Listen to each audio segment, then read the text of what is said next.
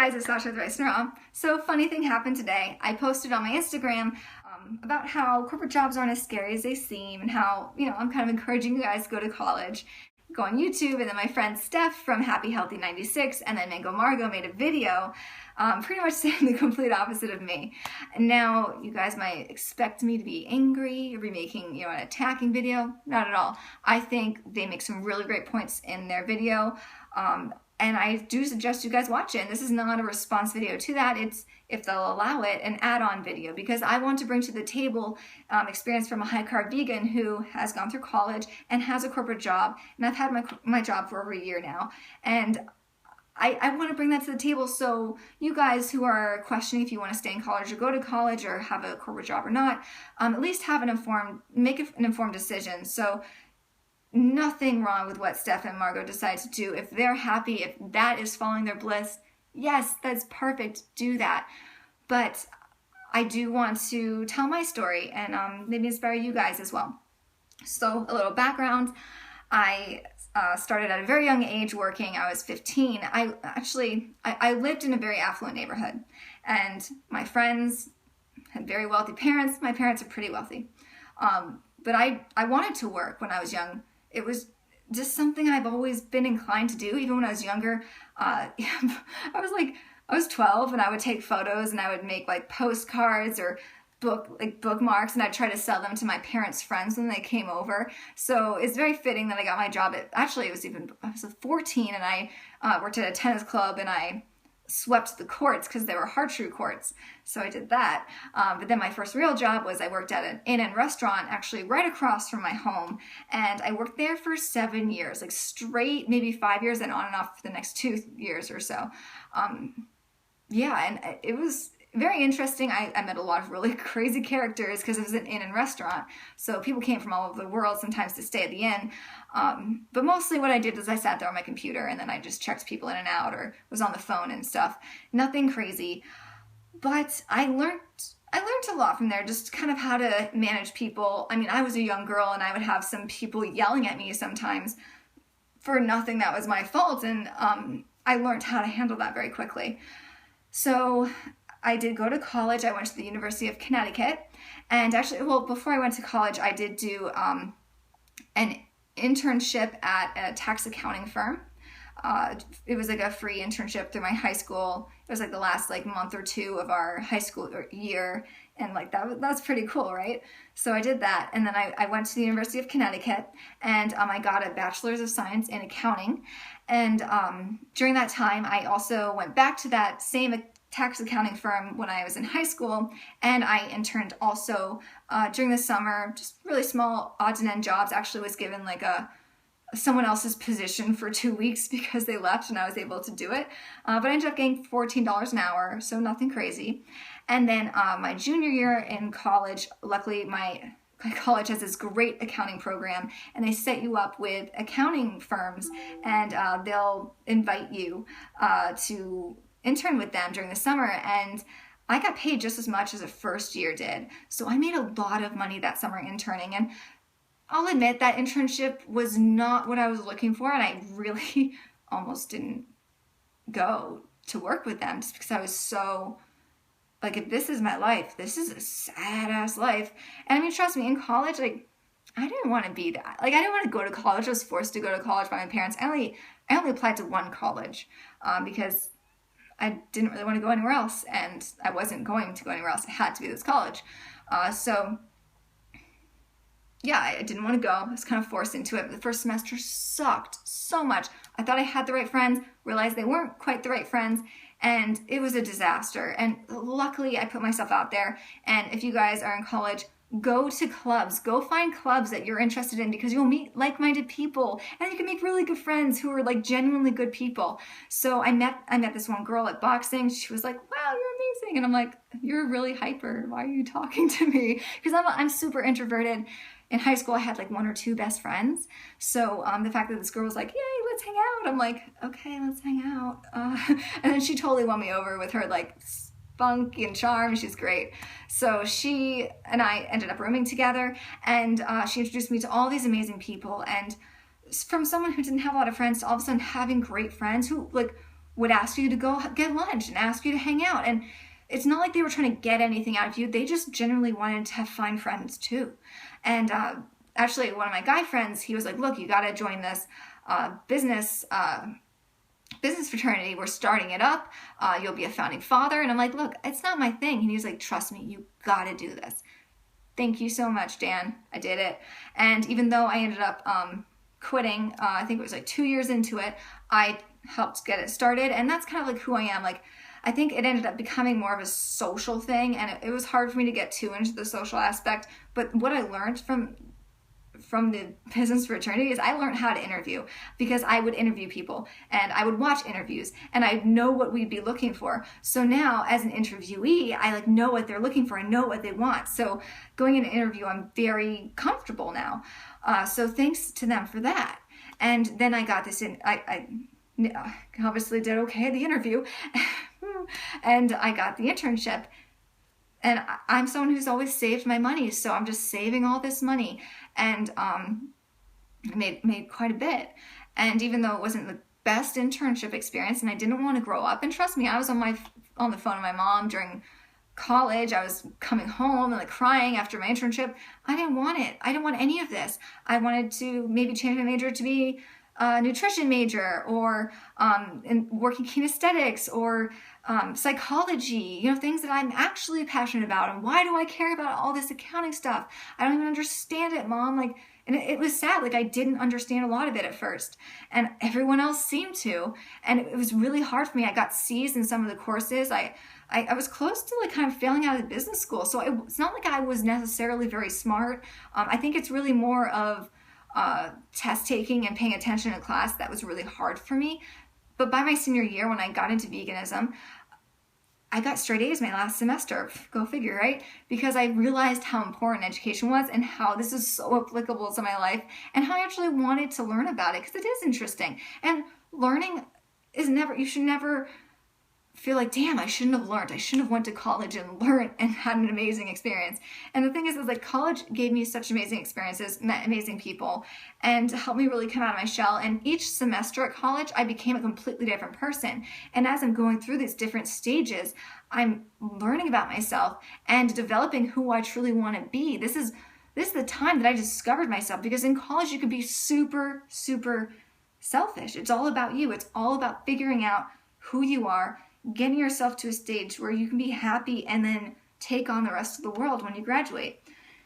So after I graduated, I actually took a year off, which is very unheard of. A lot of people were like, oh, how'd you do that? And I'm just like, look, I'm just not afraid to ask what I want.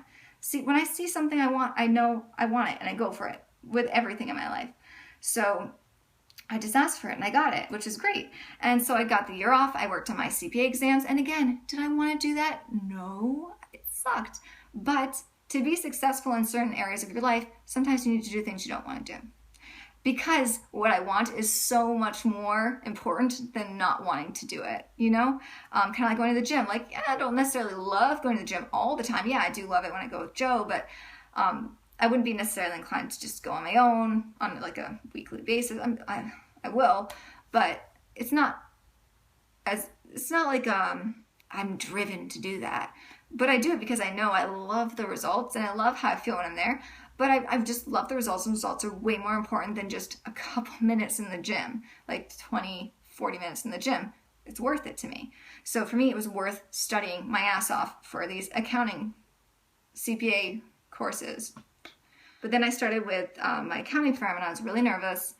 But the training that they provide, and the opportunities and the tools that they provide is crazy. Like, I suggest to people who maybe do want a career, find these companies that care about their employees, because they know that we are their product. We are what they're selling, because we're the ones doing all the work. So we need to be happy. They need to keep us happy, and they're always working on ways to keep us happy. And training, and I get to go on a plane and fly to a facility, this beautiful facility with 5-star food, 5-star rooms, and I'm just learning. And it's awesome. And we have networking events at night, and networking is so important. I get to meet really successful people. I get to meet and hang out with partners from around the world. I met a partner from London. Like, this is such an amazing opportunity. And just to forego it because I don't necessarily want to work 70 hours a week for maybe, I don't know, like 4 weeks out of the year, and maybe like 50 hours a week for, I don't know, a couple months, like, okay, it's like half a year. It's a lot of work. But I don't have to, I get to experience all of this. And even last night, I went to a wine tasting at a director's house, and it was wonderful. And like, they open up their homes to you. Like, they care about you. And I have resources at my fingertips where I can talk to anyone. They're going to help me get this information. I have all these resources online, all these tools, all these trainings. I can become whoever I want to become. And I've always been someone who's very shy, like I said. I don't necessarily have that confidence, but they're helping me get that confidence. So now I'm actually not that nervous to present. I can kind of handle running an entire meeting myself. You know, I'm in a meeting with the client who is, you know, maybe 30, 40, 50 years old. And I'm here as like a 20-something-year-old running the meeting, telling them what to do. And that's crazy. And I'm being taught all these skills that not a lot of people get to develop in their life. And I always get so amazed when I see, like, especially like the women partners who walk into the room and they just boss things out, even the men partners, and they just boss things out, and they're just like, they don't even know what's going on, but they give the most valuable advice. It's just like, how did you even do that? And even managers are just like, sometimes they don't know, you know, the details, the little fine details of what's going on, but they're so helpful and like smart, and they think on their toes, and it's just amazing to watch. And I want to be someone who's that confident and that capable. So I get really passionate about it, as you guys can see. And yeah, some weeks suck, some days really suck. You know, in the depths of busy season, I was coming home at like 10, I was working Saturday, Sundays. But in retrospect, it was so worth it. And it is, in a way, I know it sounds crazy, kind of fun, because you guys are all working together. It's like a camaraderie. And afterwards, like, you get like treated, like, they take care of you, and like, people notice your accomplishments, and you get people like in your corner who care about you and will go to the ends of the earth just to make sure you're happy. And that's so valuable in a job. So not all jobs are just, you're sitting there, they don't really know you're there, you're kind of just doing mundane shit all day, sorry. And you know, you're just working 9 to 5, it sucks, whatever, and you go home, and then now you just watch TV. This is totally different. What I get to do is sometimes I get to work from home. Sometimes I work at the client's location, which can be anywhere. If I wanted to, I can select global deployment, and just, they send me everywhere around the world. They'll pay for all my food. They'll pay for my like living expenses. I won't need to own a home or an apartment. Like, you can go do this. Yes, you do need to put in a lot of time, but the time you put in, you're developing yourself as well. And for me, that's worth it. So at the end of the day, it's really what makes you happy. I don't want instant gratification. I don't want happiness just like, I don't know, I don't want to just like sit in front of the TV or go tanning and then like go to a fruit. Like, that's not what I want to do every day. I want to work really hard, and for that to be recognized, and for that to develop me to the point where I am so capable of doing things that if someone else who has never had experience is watching me and they're like, holy shit, she's good. How the hell is she doing this? And that's what I want. And I want to be at the point where I can just throw money down on a car, throw money down on a house, and never have to worry about that. And that's important to me. And I know a lot of vegans are, you know, minimalists, and actually I'm quite a minimalist. I don't really buy much, and if I'm buying something, it's hopefully from like secondhand, and I love that shit. But I do have a passion for being successful, I think, as a status. And I'll admit to that. Like, I love the fact that I can be in a room full of like people, and you know, they may be really confident about themselves, and this has happened, super confident about themselves, and they don't think I'm smart. Like, they don't understand that like I'm good at what I do. And then they find out, and they're just like, oh wow. And it's like, yeah, like, not a big deal.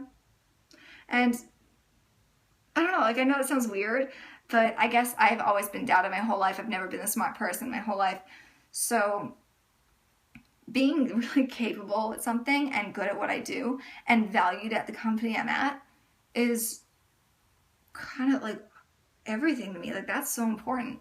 And I have plenty of time to spend doing the things I love to do. And that's the work-life balance you got to work on. And if you're not going to work on that, then why bother working at all? Like, you need to put time in your calendar. Like, I have time on my calendar. Gym, this is when I go. It's blocked off. I look busy. No one can talk to me then. When I get off of work, and a lot of people have problems with this, I don't. I literally close my computer. I don't even think about what's going on. Very rarely do I ever think about what's going on. My work phone, I don't even know where it is half the time. And actually, yes, I do get a work phone. I get a work phone. I get a laptop. I get a lot of stuff because of what I do. And yes, I put in a lot of time. But but I get compensated for that, and I feel special for that. And I don't know. It's a good feeling. I think it's worth not just forgoing or not just like ignoring it. Like, this can be your life. You can have an awesome job, be taken care of, and it's not necessarily something I want to do for the rest of my life. I don't necessarily want to be a partner. Who knows, maybe like a couple of years you guys are gonna be like, hi, you're a partner. But my main goal is I want to save up capital, and then I want to put all that capital into a business of mine that is going to help promote veganism. It's going to help people, and it's going to be really successful at that. I don't want to be scrounging pennies just trying to open up like a little like smoothie store and it's kind of shitty. I want like boss pristine, chains around the world, that kind of stuff. I want big. I want to not think so small, because I can achieve these big things because I've set myself up to do this. Now I'm going to leave you guys with one last thought.